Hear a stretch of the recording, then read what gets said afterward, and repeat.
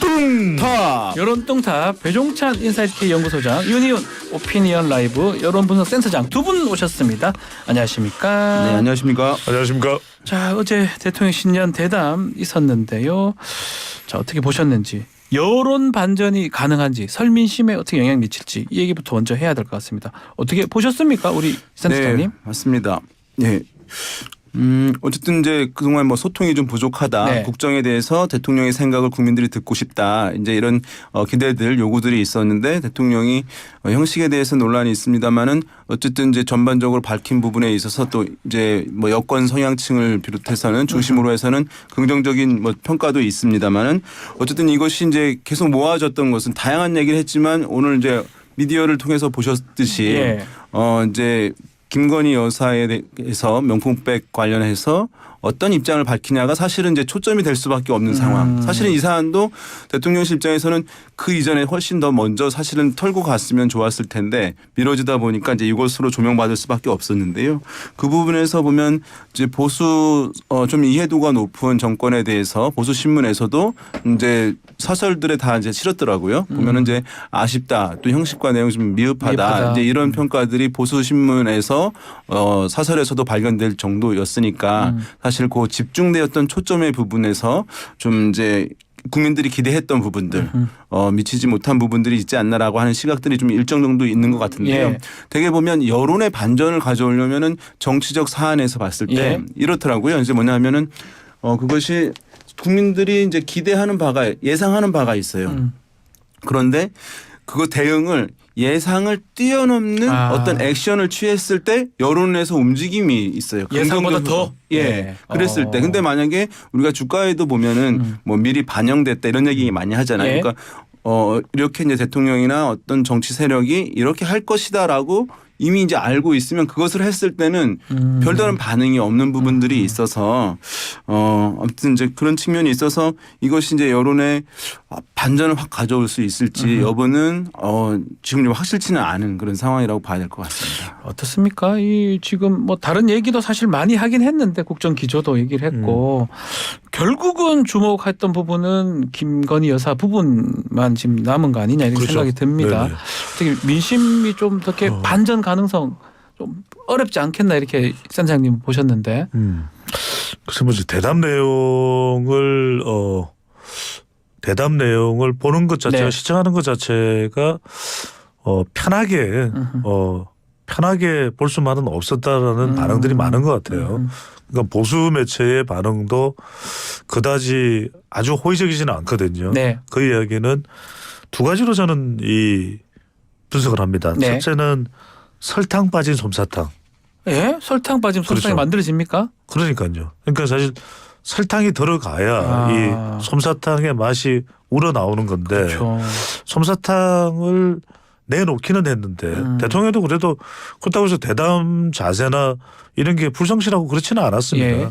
그런데 이제 들어갔어야 될 만한 질문이 안 들어간 것도 있고 물론 이제 뭐 그 시간 제한된 시간 내에 모든 현안들을 다 다룰 수는 없겠죠. 또 약간 미니 다큐멘터리라는 형식을 취한 이유는 이제 그 대통령실에 대한 안내도 있었습니다. 네. 그 아버지인 부친인 예. 윤기중 고 명예교수가 남겨놓은 책장 이야기도 하고 네. 네, 그런 감성이 오롯이 전달되지 못하는 이유는 정치적인 간극이 있는 거죠. 근데 두 번째는 저는 어떻게 받아들였냐면 뭐 윤영 센터장의 설명이 100번 맞는 것 같아요. 저도 네. 공감합니다. 그런데 이제 한동훈 위원장도 보면은 국민들의 우려가 있다는 것도 인식을 하고 있다라고는 이야기를 하지만 적극적으로 이 김건희 여사와 관련된 논란을 해소하려고 아주 강하게 강력하게 시도하지는 않거든요.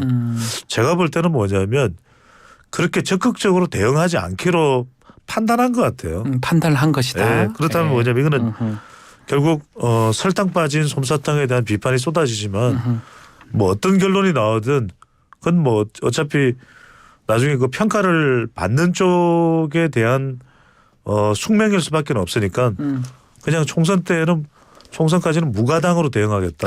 무가당으로요. 네. 왜냐하면 네. 여론에는 그러겠죠.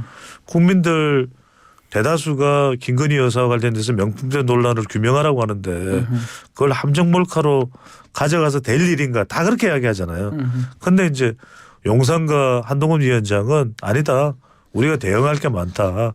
이재명 대표와 관련된 뭐 재판도 그렇고 수사도 그렇고 어차피 이거 사과해봐야 또 다른 대응을 요구하고 또 다른 대응을 계속해서 끊임없이 더 달달한 솜사탕 없어요 하고 요구할 수밖에 없을 것이다. 저는 이제 현상을 말씀드리는 겁니다. 예. 제가 공감하고 공감하지 않고는 별개예요. 그래서 저는 결국 대통령의 대담 내용을 보거나 한동훈 위원장의 반응을 보면 그냥 우리는 무가당으로 갈게요. 그냥 가겠다. 어차피 자꾸 설탕 넣어달라 그러는데 그 설탕 넣는 것보다는 무가당이 나을 것 같아요라고 판단을 한 것 같아요. 근데 이게 예. 아마 이제 며칠 후부터는 이제 이것에 대한 이제 평가 또 여론조사가 나올 나올 것 것 같은데요. 같아요. 그래서 이제 그것이 충분했다고 보는지 예. 또 의혹은 또 해소됐다고 보는지 예. 이제 어떻게 봤는지 이런 조사들이 나올 텐데 아마 이제 뭐 괜찮았다, 충분히 해소됐다 이런 의견이 월등히 높지는 않을 텐데 제가 봤을 때는 이제 여권이나 대통령실에서는 그것은 아마 기대 그 정도까지는 아니더라도 찬반이 이제 또는 긍정과 부정이 좀 팽팽한 수준 비슷하게. 정도라고 한다면 예. 뭐 일정 정도 성공이 있었다라고 하고 이제 뭐 다음 국면 넘어가려고 하는 분들이 있을 텐데 그래서 이제 초반에 어느 정도 이제 좀 그런 결과들이 조사 여론의 결과들이 네. 나올지 그것이 좀 중요할 것 같습니다. 자, 국정 지지율 관련해서 얘기가 좀 있었어요. 국민들 실망이 이 정도라서 오히려 감사하다. 이게 어떻게 이해를 해야 됩니까? 글쎄요. 그럼 더 열심히 하겠다 뭐 그런 뜻으로 보이긴 한데. 그런 뜻으로 판단해야 되는데 예. 그러니까 그 윤영센터장도 그렇고 저도 그렇고 우린 데이터를 다룬 사람인데 그러니까요. 역대 대통령은 지지율이 이렇게 많이 내려가면 대체로 국민들한테 이제 사과를 하고 사과하죠 일반적으로. 네. 명절 민심을 앞두고 최선을 다하겠다. 네. 그동안 부족했다. 근데 윤석열 대통령도 그렇게 전광판 안 본다고 했던 이야기가 여전히 유지되는 것 같아요. 아, 예. 이게 지지율이 낮으면 어떤 식으로든 지지율을 끌어올리기 위해서 온갖 수단을 총동원 하거든요. 그렇게 하는 게 맞지 이명박 정부 때도 그래서 결과적으로 나왔던 게 친서민 중도 실형인데 모르겠어요. 어떤 대안이 있는지. 저도 이건 뭐 분석이 안 됩니다. 그래서 분석이 안 된다. 교과서적인 답변은 지지율이 너무 낮아서 참 국민들한테 송구하다. 어떻게든 올릴 수 있도록 할 수 있는 모든 노력을 국민 여론을 분석해서 최선을 다하겠다. 이게 이제 정답인데 네. 그냥 뭐 이 대통령의 소회를 밝힌 거라서 예. 저도 모르겠어요. 무슨 내용인지. 그 얘기도 있었어요. 다른 정상들도 지지율 저조하다 이렇게 아마도 풀도 했거든요. 제가 봤을 때는 이렇게 네. 대통령실에서는 좀 시각을 갖고 있는 부분이 있을 것 같아요. 어떤 거냐면 지금 한국갤럽 조사를 보게 되면 잘한다 또는 잘못한다라고 하면 왜 그런지 그 이유를 이제 주관식으로 묻거든요. 그렇죠. 나오니까요. 부정평가의 이유인데 거기에 보면 이제 항상 이제 높긴 했습니다만 최근에 급격히 더 높아진 1위가 경제, 네. 뭐 물가 뭐 이런 부분들이에요. 그것 때문에 이제 잘 못한다라고 하는 근거로 이제 이유를 대고 있는 것인데 다른 이제 이슈들도 많이 있죠. 그래서 어떤 국민들은 사실은 이제 대통령의 발언이나 스타일이나 뭐 국정 이런 관련해서 이제 하겠습니다만은 용산 대통령실에서 봤을 때는 지금 경제라고 하는 문제가 이제 국정에 관련한 문제라기보다는 대외적 환경에 의해서 그런 발생하는 이제 의미에서. 이슈 사안이기 때문에 그걸로 인해서 대통령 지금 집권의 책임을 지고 있는 대통령에게 이제 부정평가를 하는 비율들이 있고 그것이 이제 또 다른 나라들도 그런 흐름들은 있는 그런 전 세계적 현상 아니겠느냐라는 차원에서 뭐 좀 바라보는 시각이 있어서 약간 뭐 시각 차이가 성향이나 이거에 따라서 좀 달라질 수 있는 것 같습니다. 그러니까 여기서 예. 중요한 게 과연 이 심각성을 어느 정도로 인식하느냐에 이제 차이일 텐데 네. 그렇다 하더라도 윤석열 대통령의 대담 내용을 꼼꼼히 따져보면 총선에서 불리하다라고 하는 설명은 없어요. 그 이야기는 자 오늘 소개해드린 모든 조사는 중앙선거론조사 심의위원회 홈페이지에서 확인 가능한데요. 그러니까 한동훈 비대위원장도 마찬가지겠지만 김건희 여사 관련해서 무가당 대응을 하겠다. 솜사탕에 설탕이 빠져도 된다라는 것이 이 조사하고 연관되어 있지 않을까 싶은데 이 넥스트 리서치가 매일경제와 MBN의 의뢰로 지난 5일 6일 유무선 자동답 조사입니다. 총선 결과 기대를 보면 원활한 국정 운영을 위해서 국민의힘 후보를 지지하겠다가 40%입니다. 예. 정부 견제를 위해서 더불어민주당 후보 지지가 36이에요. 40 국민의힘, 36 민주당이에요. 예. 거대 양당의 견제를 위해서 제3지대 후보 지지가 14예요. 그 이야기는 오히려 사과하고 이러다 보면은 더 발목 잡힐 수 있으니까 이 조사 결과 보니까 우리가 그냥 이대로 더 밀어붙이고 이재명 대표나 민주당의 86세대 청산 이야기하는 게 더 나을 수도 있겠는데라는 판단을 내부적으로 국민의힘이 높으니까 할 수 있을 것 같아요. 예. 할 수 있을 것 같아요. 예. 그래서 저는 대통령이 대담의 내용을 보더라도 김건희 여사 관련된 내용들을 깊숙이 들어가지 않았던 내용도 뭐 굳이 그렇게까지 해서 사과한다고 해서 그럼 총선 이기는 거냐 그것과 연결했을 것 같아요. 물론 이건 국민들의 정서는 계속 우려와 걱정이 사라지지 않을 거예요. 그럼에도 불구하고 총선만 기준으로 해서 만약에 총선에서 압도적으로 진다.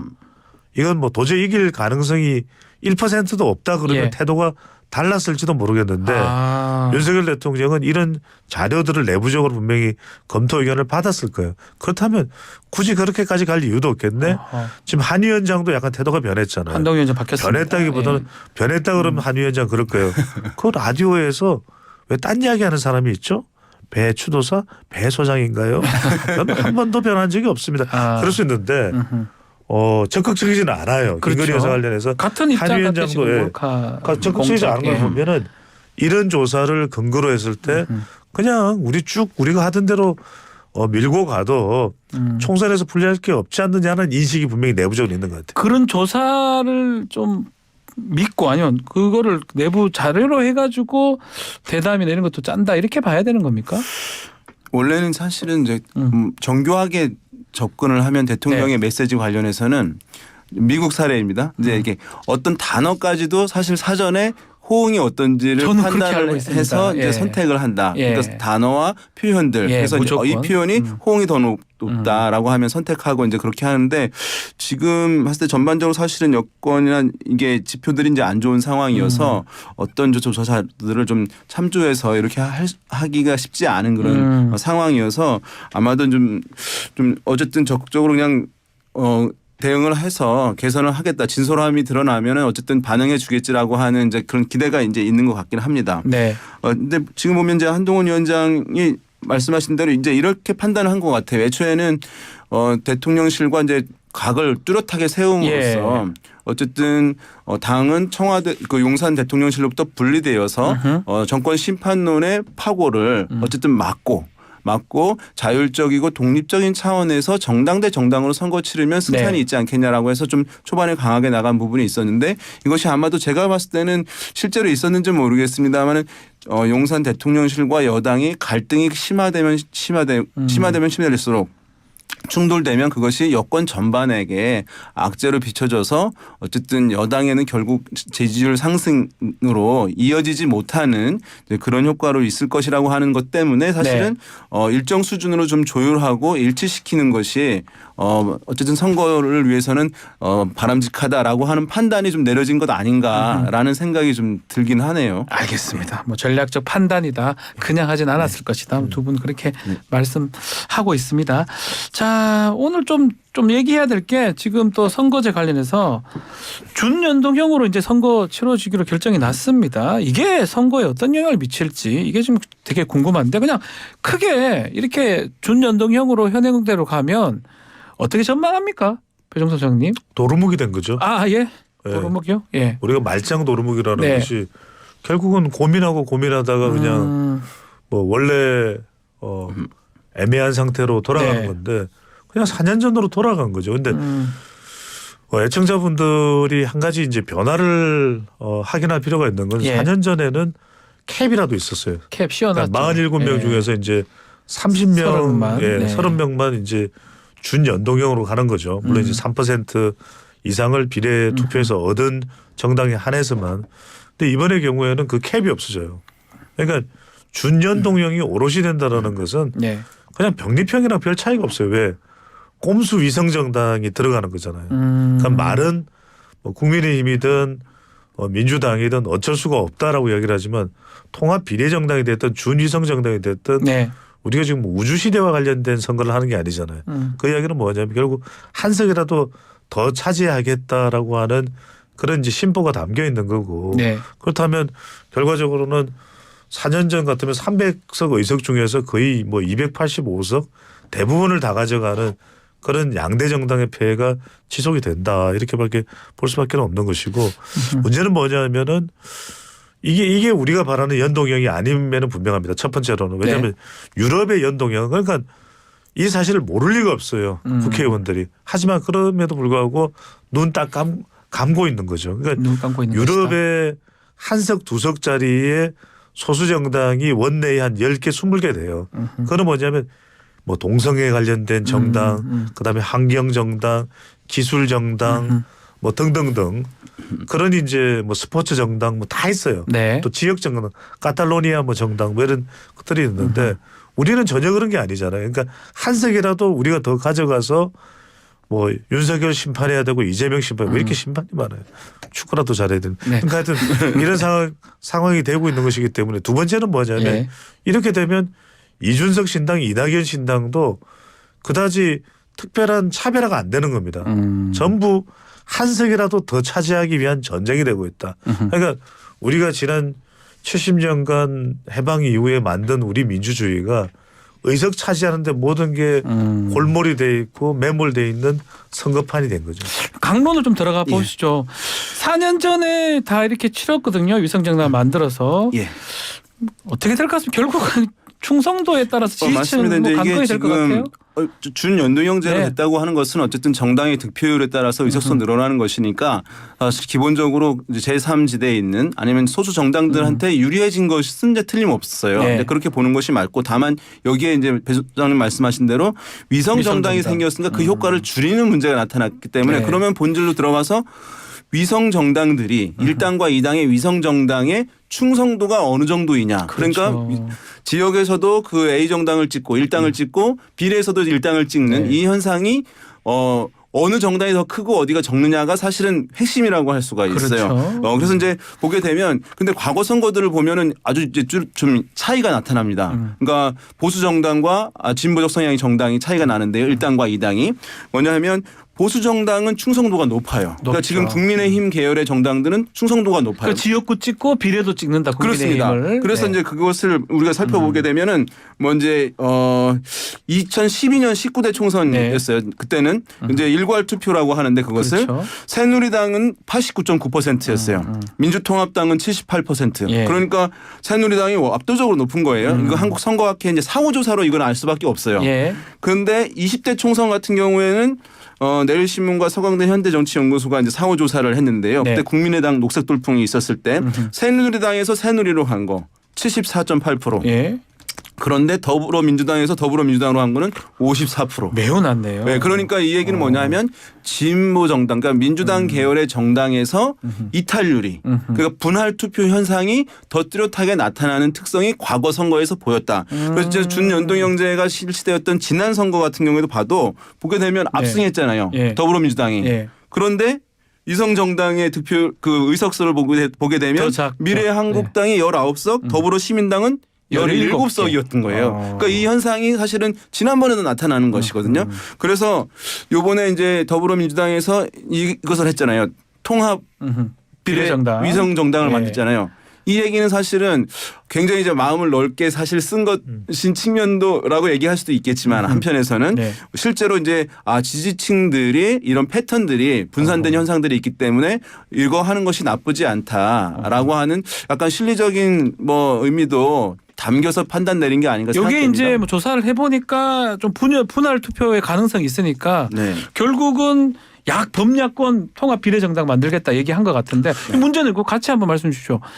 이 조국 신당이나 뭐 저기 송영길 신당 다 포함해서 갈 수 있는 겁니까? 포함을 안 하겠죠. 안 할 것이다. 그러니까 포함하는 순간 방금 전에 윤 센터장이 이야기한 대로 여론은 상당히 역풍이 불 수밖에 없겠죠. 왜 그러냐면 민주당이 지난 총선으로 되돌아가 보면 네.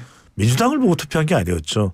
문재인 대통령 보고 투표를 한 거죠. 그러니까 대통령이 이번 경우에는 안 그럴 가능성이 상당히 있지만 왜냐하면 한동훈 비대위원장이라고 하는 대체적 인물이 등장했지만 지난 4년 전에는 그냥 문재인 대통령이 기준이었어요. 투표에. 문 대통령 지지율이 한국 갤럽 기준으로 한 60% 되니까 네. 638, 180석이 나온 겁니다. 다른 이유가 없어요. 638입니까? 예. 후보자가 누군지도 몰라요. 예. 더군다나 비례투표에 등장하는 사람은 누군지도 모르고 나중에 잘 이제 모르죠. 예. 상임위에서 좀 몇 번 발언하고 그중에서 또 거친 발언을 하니까 알게 되는 거죠. 근데 이번의 경우에는 4년여 전과는 다를 것 같아요. 왜냐하면 이번에는 이재명 대표가 확실히 그립을 잡고 있잖아요. 왜냐하면 분명하게 이야기를 했잖아요. 준위성 정당인데 민주당 플러스 민주당을 둘러싼 야권 세력과의 연대 플랫폼이다. 예. 그 이야기는 4년 전에는 이런 시민사회단체 성격의 정당 비례 후보들에게 순번을 먼저 줬어요. 그렇죠. 근데 이번에는 그렇지 않을 가능성이 매우 높죠. 그래서 이번에는 정말 한 석이라도 다른 의미가 없어요. 그래서 제가 계속 말씀드리는 게 다른 취지를 아무리 생각해 보려고 골똘히 제가 분석을 해봐도 의석 확보밖에 없다.